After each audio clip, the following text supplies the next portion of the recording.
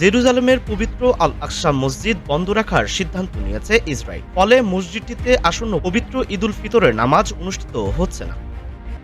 সোমবার ১৬ মার্চ এক বিশেষ প্রতিবেদনে এ তথ্য জানিয়েছে মিডল ইস্ট আই।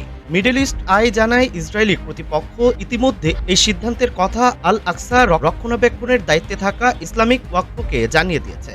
ইরানের সঙ্গে চলমান যুদ্ধের অজুহাতে এই নজরবিহীন কঠোর ব্যবস্থা নেওয়া হয়েছে। গত কয়েক সপ্তাহ ধরে আল আকসা মসজিদে প্রবেশাধিকার চরমভাবে সীমিত করা হয়েছে। প্রতিটি শিফটে মাত্র ২৫ জন ওয়াকফ কর্মীকে ভেতরে থাকার অনুমতি দেওয়া হচ্ছে। এমনকি পাণ্ডুলিপি বিভাগের একজন বাড়তি কর্মী নিয়োগের অনুরোধও প্রত্যাখ্যান করেছে ইসরায়েলি পুলিশ। উল্টো হুমকি দেওয়া হচ্ছে যে যদি কোনো অতিরিক্ত মুসলিম কর্মী ভেতরে প্রবেশ করে তবে ইহুদি বস্তি স্থাপনকারীদের সেখানে নিয়মিত অনুপ্রবেশের অনুমতি দেওয়া হবে।